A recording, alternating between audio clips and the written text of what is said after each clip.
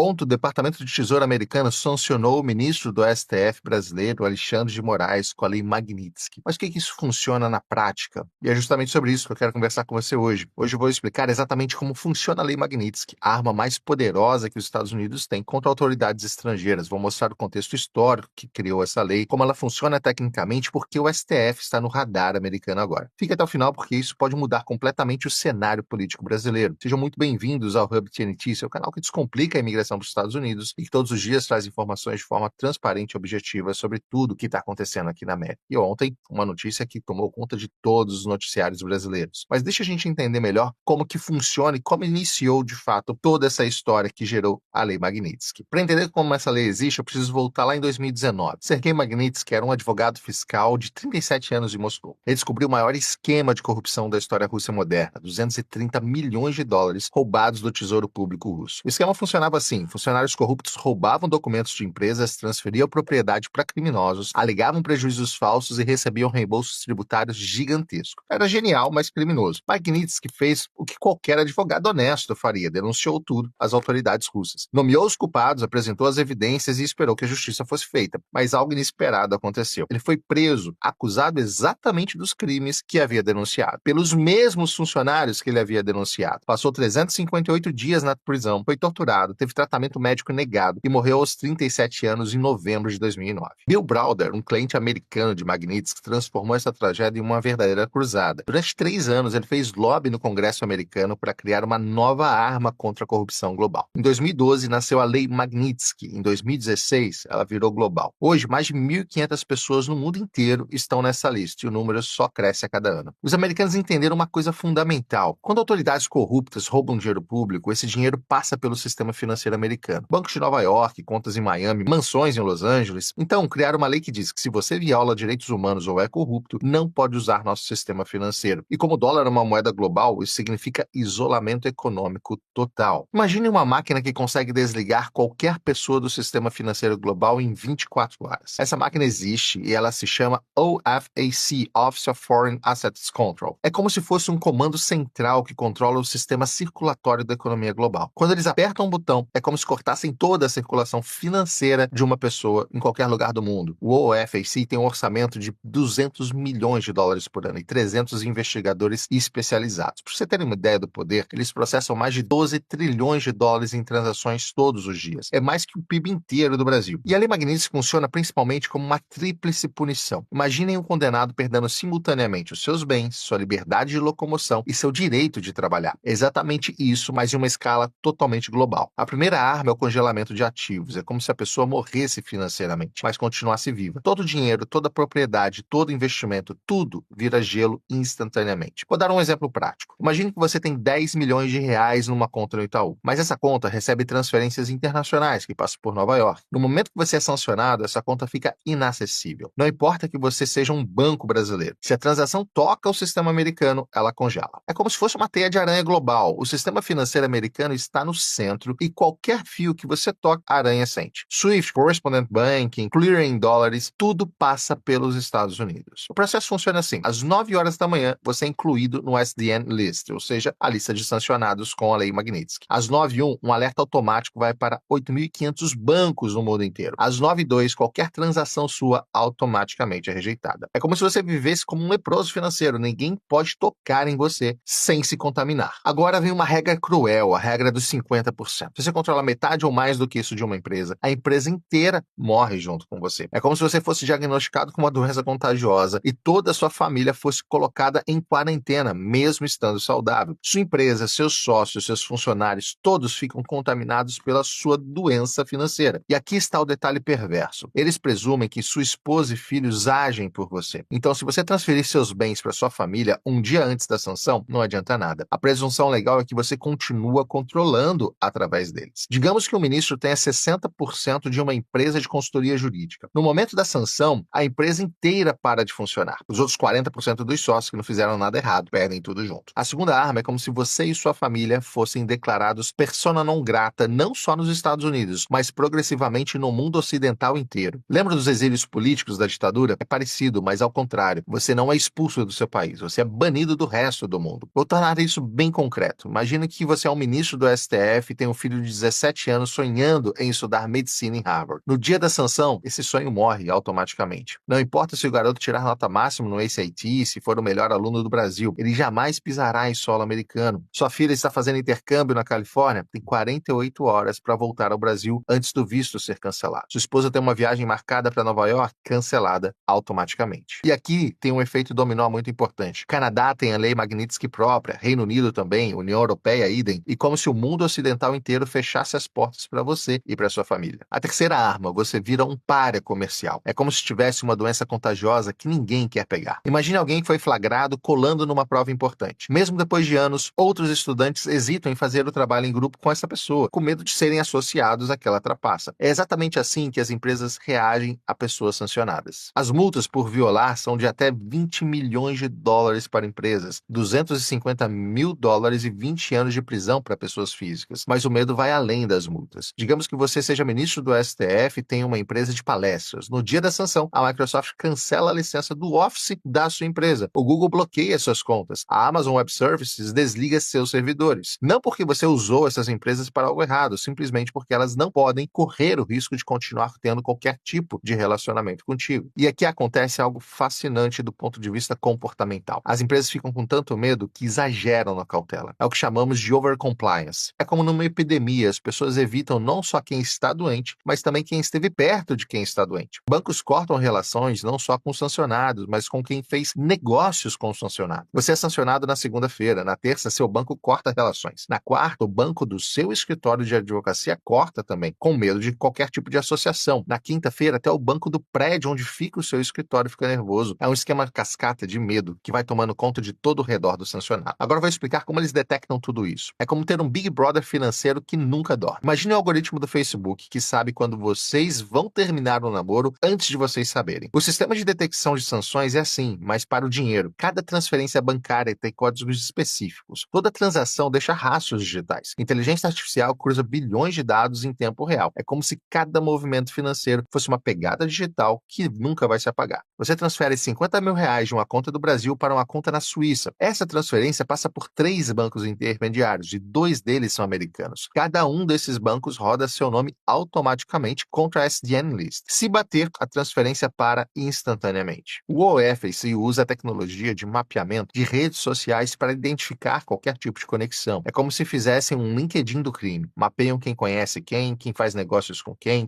transfere dinheiro para quem. Sabe aquelas análises que mostram que você está a apenas 6 graus de separação de qualquer pessoa no mundo? Eles fazem isso com o dinheiro. E se você está a 2 graus de separação de alguém sancionado através de transações financeiras, você também entra nesse radar. O sistema funciona 24 horas por dia, 7 dias por semana. É como ter um detector de metal no aeroporto, mas para dinheiro sujo. Você usa cartão de crédito internacional numa loja em Miami? Aprovado em 3 segundos, porque o sistema confirma que você não está na lista. Uma pessoa sancionada tenta usar o mesmo cartão? Negado instantaneamente. E a loja ainda recebe um alerta para chamar a polícia. E por que isso funciona? Por causa de uma realidade brutal. 60% das reservas mundiais estão em dólar. 80% do comércio internacional usa dólares. É como se os Estados Unidos fossem donos de todas as estradas do Império Romano. Você pode até andar a pé pelos campos, mas se quiser usar as estradas principais, tem que seguir as regras de Roma. Mesmo uma transferência entre Banco do Brasil e Santander em reais pode passar pelo sistema americano se usar Correspondent Banking. É como se todos os caminhos financeiros levassem a Nova York. Agora, vou explicar como alguém entra nessa lista. É como uma máquina de moer reputações que funciona em 4 fases e uma vez que ela começa a girar, é quase impossível de parar. A primeira fase é uma coleta de inteligência. Imagine uma rede de informantes mais eficiente que a Interpol. É como se os americanos tivessem correspondentes investigativos espalhados pelo mundo inteiro. CIA, FBI, ONGs de direitos humanos, jornalistas investigativos, dissidentes políticos, até mesmo advogados e contadores que viram algo estranho. Cada informação é como uma peça no quebra-cabeça. Uma ONG reporta uma prisão suspeita, um jornalista publica sob censura, um dissidente político envia documentos, ou, aos poucos, o quebra-cabeça se forma. A segunda fase é uma análise legal. É como se existisse um tribunal invisível onde você é julgado sem saber que está sendo julgado. Imagine um júri composto por advogados do Departamento de Justiça, do Tesouro e do Departamento de Estado. Eles analisam cada evidência, cada alegação, cada documento. Mas você não tem direito à defesa. Não sabe o que está sendo julgado, não pode apresentar sua versão dos fatos. O padrão padrão de prova é reasonable basis to believe, base razoável para acreditar. É muito mais baixo que além da dúvida razoável do direito criminal. É como se condenado por indícios, não por provas conclusivas. E a terceira fase é uma decisão política. Aqui a coisa fica interessante, porque não é só uma questão legal, ela é principalmente política. É como se o imperador romano decidisse quem vive e quem morre na arena. O secretário do Tesouro, em coordenação com o secretário de Estado, toma essa decisão final. Eles consideram não só as evidências, mas também o timing político, as relações diplomáticas e a pressão do Congresso. Por exemplo, se as relações com o Brasil estão boas, talvez adiem a decisão. Se estão ruins, talvez acelerem essa decisão. É justiça misturada com geopolítica. Quarta fase é a implementação instantânea. É como uma guilhotina digital, rápida, eficiente e reversível. 9 horas, decisão tomada em Washington. 9h15, nome incluído no SDN List. 9h30, publicação no Federal Register. 9h45, alerta automático para 8.500 bancos globalmente. 10 horas, primeira transação bloqueada. 10h30, primeiros cartões de crédito cancelados. 11 horas, contas de e-mail corporativo desativadas. Meio-dia, a pessoa descobre pela imprensa que foi sancionada. É como acordar e descobrir que você morreu financeiramente durante a noite, mas ninguém te avisou. Os critérios legais são como 3 pecados capitais do mundo moderno. Primeiro pecado, violações significativas de direitos humanos. É como blasfêmia no sistema de valores ocidental. Aqui entram torturas, execuções extrajudiciais, perseguições sistemáticas, mas também, e aqui está o ponto crucial, supressão significativa de liberdades fundamentais. O segundo pecado, corrupção significativa. É como roubar do altar da democracia. Não precisa ser condenação criminal. Basta evidência credível do uso de cargo público para enriquecimento pessoal ou de familiares. E o terceiro pecado, e aqui está o que coloca o STF no radar, ações que minam processos democráticos ou instituições. É como se os americanos tivessem criado uma definição própria de democracia, e quem não seguir essa definição é considerado criminoso. Esse critério é perigosamente amplo, pode incluir manipulação eleitoral, mas também uso inadequado do sistema judicial, supressão de vozes dissidentes, interferência em processos democráticos. Para finalizar essa parte técnica, vou explicar como a tecnologia potencializa tudo isso. Imagine o algoritmo do Google que consegue prever o que vocês vão pesquisar antes de vocês digitarem. O sistema de sanções americano é assim, mas para comportamento político. Eles usam machine learning para identificar padrões. Se 10 pessoas com perfil no X foram sancionadas por comportamento Y, o algoritmo automaticamente coloca na lista a observação qualquer pessoa com perfil X que demonstre comportamento Y. Magistrados venezuelanos foram sancionados por usar o judiciário para perseguição política. O algoritmo agora monitora magistrados de outros países que demonstrem padrões similares. É como o detector de comportamento antidemocrático automatizado. Agora vou mostrar por que o STF está especificamente no radar americano e por que essa sanção aconteceu ontem. Isso não é só uma especulação, são documentos oficiais. Em março de 2024, o congressista Chris Smith, presidente da Subcomissão de Direitos Humanos Globais, enviou uma carta formal ao secretário do Tesouro, solicitando uma investigação sobre o uso político do sistema judicial brasileiro. A carta menciona especificamente padrão sistemático de censura, prisões sem devido processo legal adequado e uso de inquéritos secretos para perseguição política. 3 relatórios publicados entre dezembro de 2024 e janeiro de 2025 alimentam essas preocupações. O primeiro deles é do Heritage Foundation, um relatório de 47 páginas, que documenta casos específicos que considera problemáticos. O segundo, Freedom House rebaixou o Brasil de livre para parcialmente livre em janeiro de 2025, citando especificamente interferência judicial em liberdades fundamentais. O Atlantic Council publicou em dezembro de 2024 um capítulo dedicado que chamam de Modelo Brasileiro de Controle Digital. Alegações específicas americanas. Vou explicar objetivamente quais são as alegações americanas, sem entrar no mérito se são procedentes ou não. Alegação número 1, a censura sistemática. Os relatórios americanos alegam que existe um padrão de censura prévia de conteúdo político, especialmente durante períodos eleitorais. Cito especificamente o bloqueio de contas, remoção de conteúdos e multas a plataformas digitais como evidências de suspensão sistemática da liberdade de expressão. A segunda alegação, violação das garantias do devido processo legal. Relatórios mencionam prisões preventivas prolongadas, inquéritos sem prazo definido e limitações ao direito de defesa. O Congressional Research Service, em relatório de janeiro de 2025, classificou essas práticas como incompatíveis com os padrões democráticos internacionais. A terceira alegação, o uso do sistema judicial para perseguição de opositores políticos. Os americanos veem um padrão onde investigações são abertas contra críticos do sistema. Heritage Foundation especificamente menciona o que chama de instrumentalização da justiça para fins políticos. Baseado nos documentos disponíveis, 3 ministros são mencionados mais frequentemente nos relatórios americanos. Primeiro,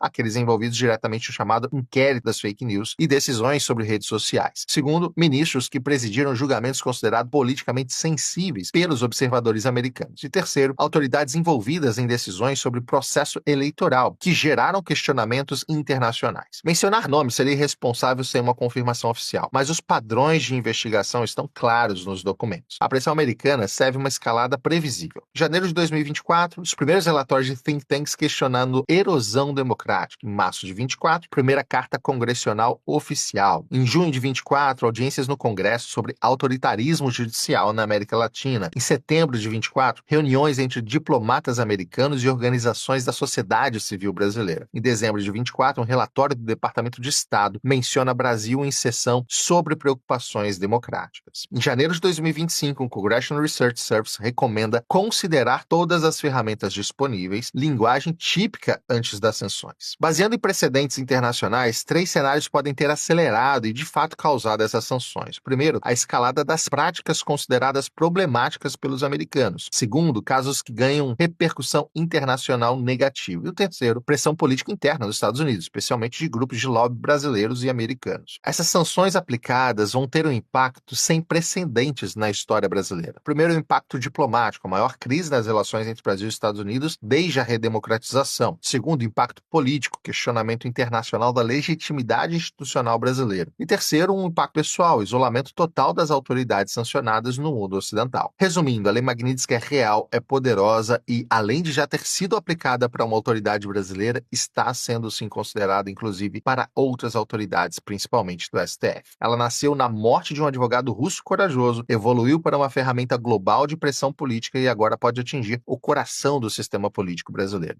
O funcionamento é técnico, mas o impacto é devastador. Congelamento de ativos, banimento familiar, isolamento econômico total. A questão não é se essas alegações são procedentes, isso cabe a cada um julgar. A questão é que os americanos acreditam que são, e isso basta para a aplicação da lei. A Lei Magnitsky mudou as regras do jogo global. Hoje, autoridades do mundo inteiro precisam considerar se suas ações podem ser vistas como problemáticas por Washington. E isso, independente da opinião que tenhamos sobre a legitimidade dessa interferência, é a nova realidade geopolítica. Se você quer entender como essas leis americanas afetam brasileiros, se inscreva aqui no canal e deixe nos comentários, você acha que os Estados Unidos têm o direito mesmo de sancionar as autoridades brasileiras e está correto em sancionar o Alexandre de Moraes? O debate está aberto. Muito obrigado pela sua companhia mais uma vez. Até a próxima.